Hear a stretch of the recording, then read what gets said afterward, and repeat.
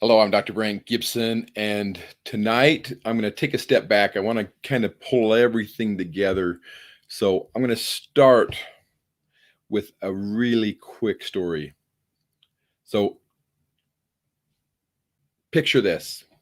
It's 4 o'clock, 5 o'clock in the afternoon. I wake up in the back of a car. I've been sleeping for the whole ride home. And I get up and walk into the house. I don't remember walking in the house. I don't remember sitting down on the couch. And in fact, I don't even remember my mom bringing my food that I found sitting still on the plate on the table next to me when I woke up the next morning. I was even told the next morning or later on that my dad talked to me that night and I talked back, but I don't remember any of it. So, one of the big things that we commonly run into here is we're setting goals, we're setting plans, purposes, visions for our lives. And we talked about the overarching vision.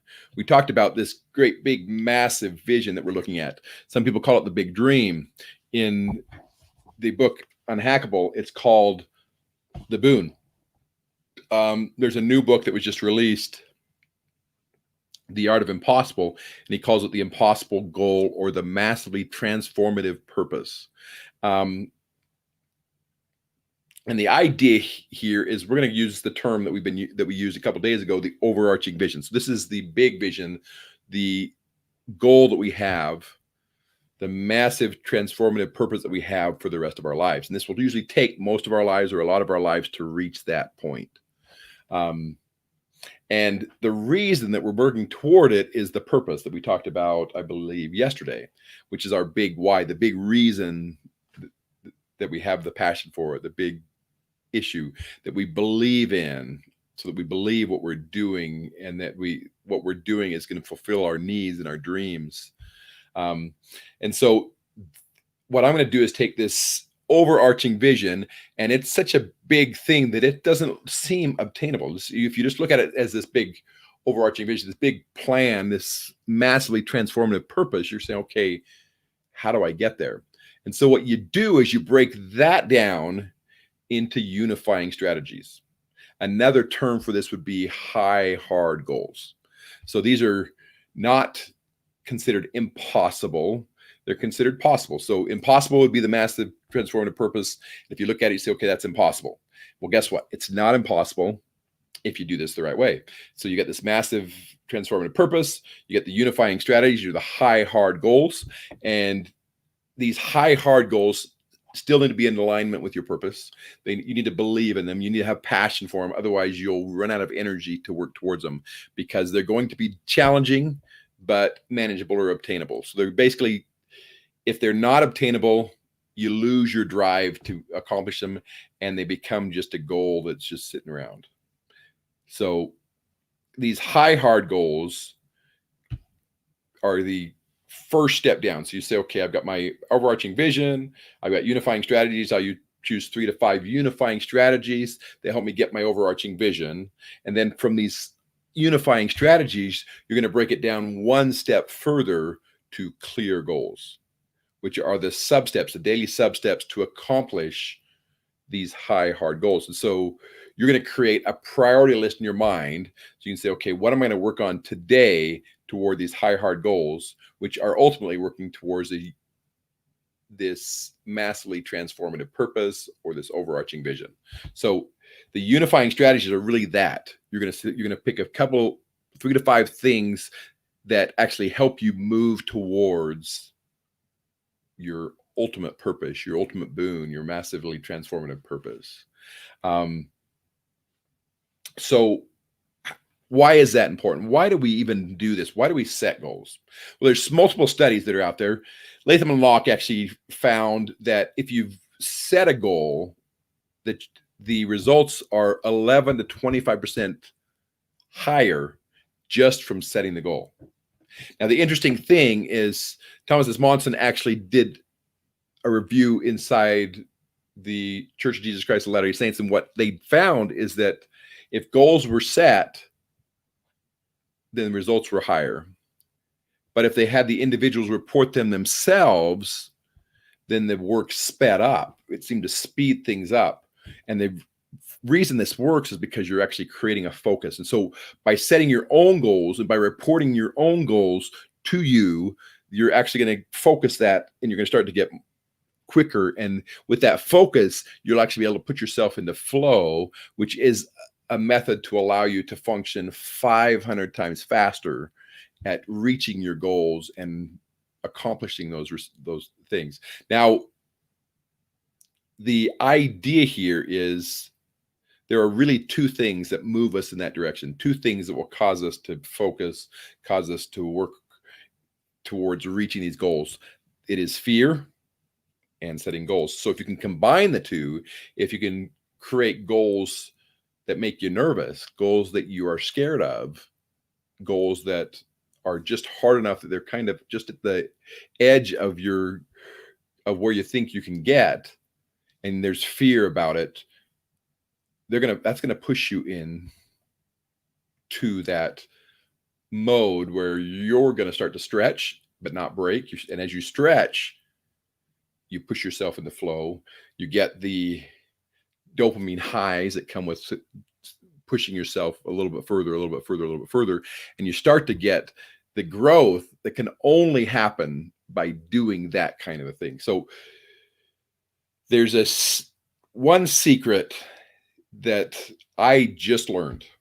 I literally learned this in reading the art of, what is it called? The Art of Impossible. The Art of Impossible. And in that book, I found out that we're actually not supposed to tell people our goals. That they found that you should keep your goals to yourself. Now, that may seem counterintuitive, because you're saying, okay, well, if I have an accountability partner that can push me a little bit, yes, there is some benefit there. And depending on the goal, depending on the situation, that may be valuable. But the interesting part about that is by telling somebody about your goal, you've already got a partial dopamine high. It's called the social reality as opposed to true reality. Social reality, where you get a dopamine high from telling individuals, and that sensation is an indication to your body and to your brain that the goal is already achieved. And so it makes it harder to move forward with it.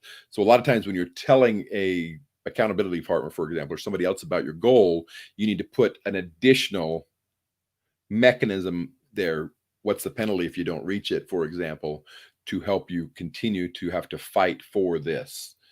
It's to give you a reason to overcome the social reality, overcome that mild dopamine high, and push for the dopamine high you'll get from reaching the goal. So overarching vision is what we talked about a couple days ago. The purpose is the reason we're doing it. And then from this overarching vision, you're going to break it down into unifying strategies, which are really high, hard goals that are going to take you longer. It's not something you say, okay, I'm going to set this goal, I'm going to finish it in a day. That's not a high, hard goal. That's a clear goal. And then you're going to move that down to the daily sub-steps, the daily steps that you're going to take to get to that high, hard goal. So let me go back to the story and kind of help you understand this. So the point is, I had just walked 50 miles in under 20 hours as a 12-year-old boy, because we had laid this process out. So a year earlier, my brother, I was not yet old enough. My brother had gone on a hike. He went on the 50-20 hike. It's 50 miles in 20 hours. It's not up and down hills or anything like that. It's actually on a road.